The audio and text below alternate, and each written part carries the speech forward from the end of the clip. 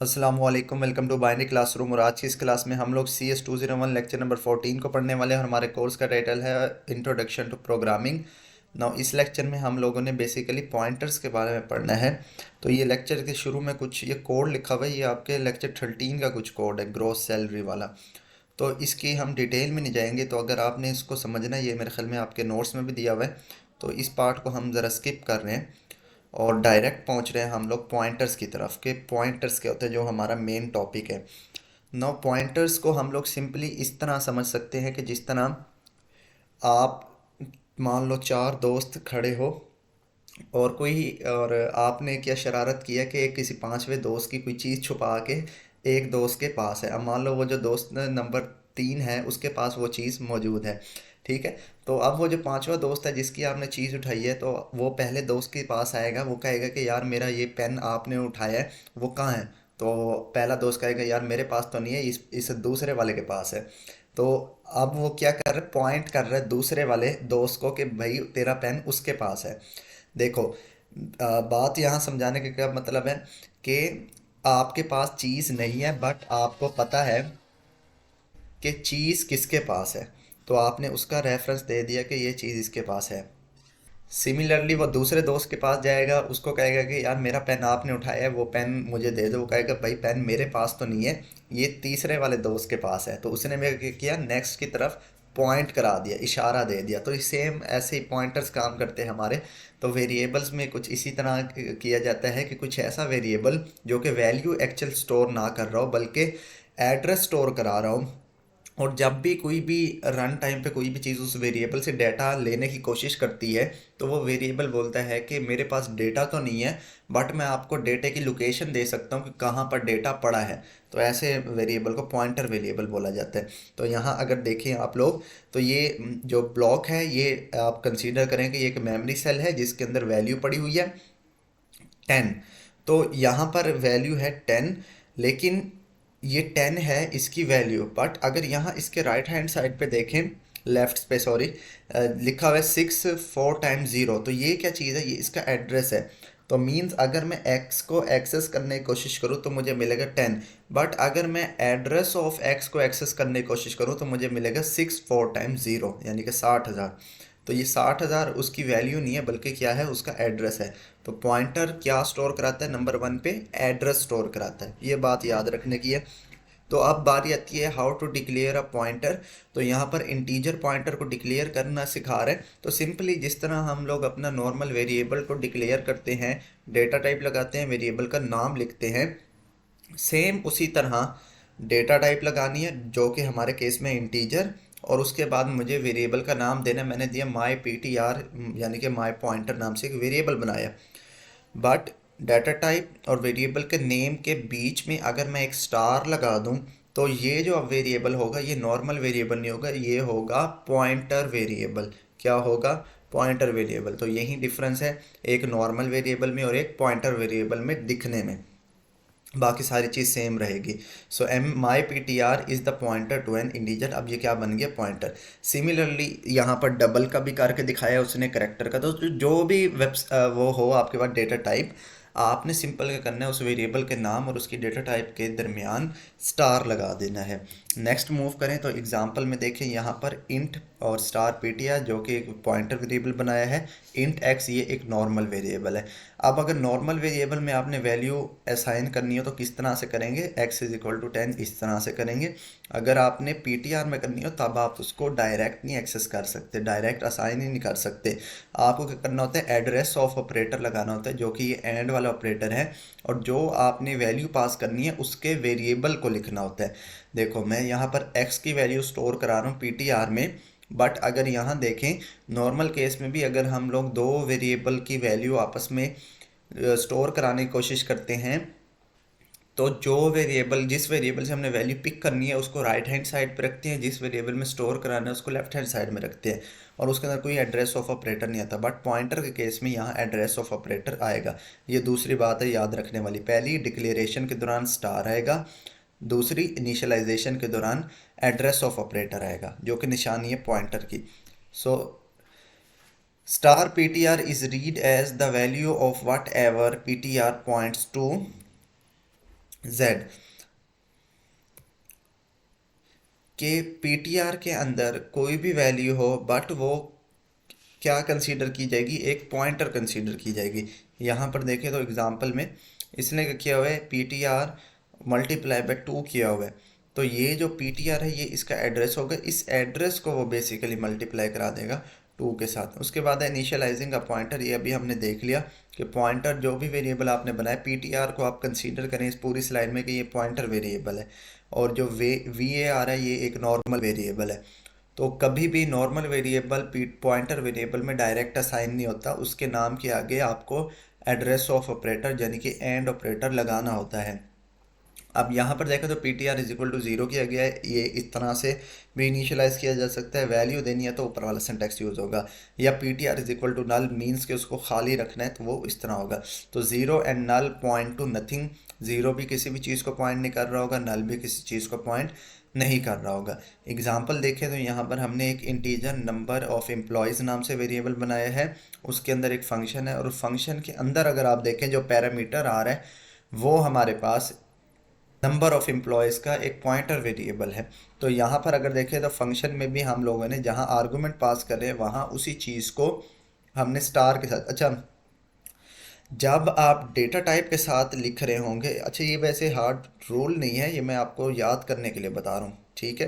वैसे ये याद हो जाता है बच्चों को, लेकिन अगर कोई फर्स्ट टाइम पढ़ रहा है तो उसको थोड़ा सा मुश्किल होगा, लेकिन उसके याद करने की ये टेक्निक है कि जब आप पॉइंटर वेरिएबल को डेटा टाइप के साथ लिख रहे होंगे तब उन दोनों के दरमियान स्टार आता है। अदरवाइज़ अगर आप उसका नाम ऐसे ही लिख रहे होंगे बगैर डेटा टाइप के, तब उसके नाम के साथ जो है वो एड्रेस ऑफ ऑपरेटर आता है, ठीक है। वैसे असल कॉन्सेप्ट ये है कि डिक्लेरेशन के दौरान स्टार आता है, इनिशियलाइजेशन या असाइनमेंट के दौरान उसके एड्रेस ऑफ ऑपरेटर आता है, राइट। तो आई होप आपको ये समझ में आ जाएगा। अब यहाँ पर देखें तो सी इन और उसके बाद नंबर ऑफ एम्प्लॉयज़ और इसके नाम के आगे भी स्टार लगाए हुआ है। अब बच्चे कहेंगे यहाँ पर आपने ये कहा कि जब डाटा टाइप आएगी तब ये आएगा, नहीं, ये टोटली डिपेंड करता है जी यूज़ केस के हिसाब से। तो सिंपली ये याद रखना होता है कि जब विद इन द स्कोप आप लोग यूज़ कर रहे हो तब आप लोग उसको स्टार से कंसीडर करेंगे। मींस कि जब या तो आप स्टोर करा रहे हो, या आप असाइन करा रहे हो, या आप उसको यूज़ कर रहे हो, ठीक है। जब यूज़ कर रहे होंगे तब आएगा एड्रेस ऑफ ऑपरेटर, जब उसके अंदर या वैल्यू पास कर रहे होंगे या उसको डिक्लेयर कर रहे होंगे तब आता है स्टार। बहरहाल ये आहिस्ता आहिस्ता ही आपको याद हो जाएंगे कि कहाँ पर स्टार आता है, कहाँ पर एड्रेस ऑफ ऑपरेटर आता है। उसके बाद देखें तो डिक्लेयरिंग फिर से दिखा रहा है कि एक लाइन में भी आप मल्टीपल पॉइंटर्स वेरिएबल डिक्लेयर कर सकते हो, जस्ट लाइक जो हम नॉर्मल वेरिएबल करते हैं। एक ही डाटा टाइप लिखी, उसके बाद star P T R one, star P T R two, star P T R three, तो आप एक ही लाइन में भी कॉमे से सेपरेट करके उसको कर सकते हैं। उसके बाद डिक्लेयरिंग पॉइंटर, अब यहाँ पर देखें तो इसने एक पॉइंटर वेरिएबल बनाया और एक नॉर्मल वेरिएबल बनाया, तो इस तरह भी आप कर सकते हैं। नेक्स्ट देखें तो उसने एक पॉइंटर वेरिएबल, एक नॉर्मल वेरिएबल और एक अरे को भी इनिशियलाइज करके डिक्लेयर करके दिखाया, तो इस तरह से भी आप लोग कर सकते हैं। उसके बाद देखें तो ये बबल सॉर्ट का एक प्रोग्राम है। बबल सॉर्ट बेसिकली क्या करती है, जो आपके पास ये जो वैल्यूज़ दी हुई हैं ये अनअरेंज्ड फॉर्म में है, इनको अरेंज करना है, तो ये होती है बबल सॉर्ट। इधर सिंपल टेक्निक है, सॉर्टिंग एल्गोरिदम है। इसके अंदर क्या होता है कि जो पहला नंबर है इसको कंपेयर किया जाता है दूसरे नंबर के साथ, इनमें से जो बड़ा होता है वो स्वैप हो जाता है, अगर छोटा होता है तो वो ऊपर चला जाता है, बड़ा होता है तो नीचे आ जाता है। अगर दोनों दोनों में से स्वैप नहीं हो सकता तो स्वैप नहीं होता। इसकी एनिमेशन देखते हैं किस तरह। देखो सबसे पहले 1 और 5 को कंपेयर किया तो 1 छोटा था वो ऊपर आ गया, 5 बड़ा था तो वो नीचे आ गया। सिमिलरली उसके बाद क्या किया हम लोगों ने, 3 और 6 को कंपेयर किया, तो जो जो 3 क्योंकि छोटा था तो वो ऊपर ही रहा, 6 क्योंकि बड़ा था वो नीचे ही रहा। सिमिलरली उसके बाद कौन सा है, 2 और 9 और 2 को कंपेयर किया तो 2 क्योंकि छोटा है तो 2 ऊपर आ जाएगा और 9 नीचे आ जाएगा, तो यहाँ पर ये भी स्वैप हो गया। सिमिलरली 4 और 8 को किया, 4 छोटा था तो वो ऊपर ही रहा। अब नेक्स्ट स्टेप में क्या होगा, अगेन स्वैपिंग होगी। अगेन क्या करेंगे कि इस वाले दोनों ब्लॉक को इस वाले दोनों ब्लॉक के साथ कंपेयर करेंगे, यानी कि 1 को 3 के साथ कंपेयर करेंगे तो 1 छोटा है तो 1 आ गया। उसके बाद 3 रह गया तो 3 आ गया यहाँ पर। उसके बाद 5 को 3 के साथ कंपेयर करेंगे, 5 क्योंकि बड़ा है तो 3 के नीचे आ गया। उसके बाद 5 को 6 के साथ कंपेयर करेंगे तो 5 क्योंकि छोटा है तो वो ऊपर ही रहा। नेक्स्ट स्टेप क्या करेंगे, ये जो लास्ट वाले 4 ब्लॉक हैं इनको कंपेयर करेंगे आपस में। तो 2 और 4 को कंपेयर करेंगे तो 2 छोटा है तो 2 ऊपर आ गया। सिमिलरली 2 को 8 के साथ भी करेंगे लेकिन वो बड़ा है तो वो नहीं आएगा। उसके बाद सिमिलरली 9 को 4 के साथ कंपेयर करेंगे तो 4 छोटा है तो 4 ऊपर आ गया। फिर 9 को 8 के साथ कंपेयर करेंगे तो 8 छोटा है तो 8 ऊपर आ गया, बाकी के बच्चा 9 9 आ गया। अब ये बन गया हमारे पास 4 4 के ग्रुप। अब अगेन कंपैरिजन होगी, 1 को 2 4 8 और 9 सब के साथ कंपेयर करेंगे बट वो सबसे छोटा है तो ऊपर आ गया। सिमिलरली 2 के साथ जब कंपेयर किया तो वो 2 यहाँ आ गया। फिर उसके बाद 4 आ जाएगा, 8 आ जाएगा, 9 आ जाएगा, ये एक चक्कर लगेगा यहाँ डायरेक्ट किया हुआ है। उसके बाद 3 की बारी आएगी, 3 को 2 के साथ 4 के साथ 8 के साथ 9 के साथ कंपेयर किया जाएगा। इनमें से फिर 3 छोटा आ जाएगा तो 4 नीचे हो जाएगा, 3 ऊपर आ जाएगा। सिमिलरली ऐसे एक एक के साथ कंपेयर, यहाँ ऊपर वाले 4 में से एक एक पकड़ता जाएगा और नीचे वाले 4 के साथ कंपेयर करता जाएगा तो आपकी जो एरे है ये सॉर्ट हो जाएगी। इस टेक्निक को बोला जाता है बबल सॉर्ट, के दो करस्पॉन्डिंग एलिमेंट को मैच करे और उसको जो है स्वैप करते जाए अगर उसको पॉसिबिलिटी नज़र आती है। इसको बोलते हैं स्वैपिंग। अब ये स्वैपिंग की किस तरह आ जाती है, इसके 3 ही स्टेप्स हैं और ये एग्जांपल बारहा मैंने अपने लेक्चर में भी दी हुई है कि अगर मान लो आपके पास एक गिलास में दूध है और एक गिलास में पानी है, आप ये चाहते हो कि आप पानी वाले गिलास में दूध डाल दो और दूध वाले गिलास में पानी डाल दो बट वो दोनों आपस में मिलने नहीं चाहिए।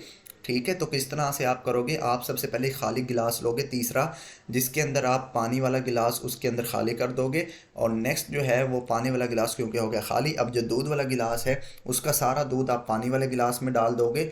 ठीक है, जिसको अभी हमने खाली किया था। उसके बाद जो तीसरा हमारा गिलास था जिसके अंदर अब पानी पड़ा हुआ है उसको वापस डाल दोगे दूध वाले गिलास के अंदर, तो दोनों गिलास आपस में स्वैप हो गए। तो यही टेक्निक यहाँ पर यूज़ की जाती है। एक टेम्परेरी नाम से वेरिएबल बनाया जाता है, टेम्प नाम से। इसके अंदर क्या होता है, अंदर क्या होता है, जो x वाली वैल्यू है उसको हम लोग रख लेते हैं आर्जी तौर पे, उसको हम बाद में निकाल लेंगे। अब नेक्स्ट नंबर पे क्या होता है कि एक y नाम से जो हमारे पास वैल्यू है वो हम x में डाल देते हैं। अब उसके बाद y में कौन सी वैल्यू है कि y में हमारे पास आनी है x वाली वैल्यू, बट x की तो वैल्यू में अब चला गया y, तो x की वैल्यू लॉस ना हो इसलिए हम लोग उसको टेम्परेरी वेरिएबल में हमने डाला था, तो वही टेम्परेरी वेरिएबल वाली वैल्यू दोबारा आ जाएगी y में। तो ये 3 स्टेप्स में हो जाता है। अगर किसी को ये नहीं समझ में आ रही ये हुआ कैसे, तो पेपर और पेन उठाओ, एक वैल्यू लिखो, मतलब कि एक x नाम से वेरिएबल बनाओ, एक y नाम से वेरिएबल बनाओ। x के अंदर वैल्यू दो 10, y के अंदर वैल्यू दो 5। अब उसको इन तीनों लाइन ऑफ कोड से पेपर पेंसिल पर हल करो। अब क्योंकि मैं यहाँ मेरे पास वो पेन वाला है नहीं तो मैं आपको यहाँ पर राइट भी करके दिखाता, बट वो है नहीं तो राइटिंग भी सही नहीं है कि टाइम भी ज़ाया होगा। आपको मैं कह रहा हूँ दो वेरिएबल बनाओ x और y, x के अंदर वैल्यू दो 10, y के अंदर 5 दो, दोनों को स्वैप करा के देखो इस तीन लाइनों की मदद से आपको ऑब्वियसली समझ में आएगा किस तरह से स्वैपिंग होती है।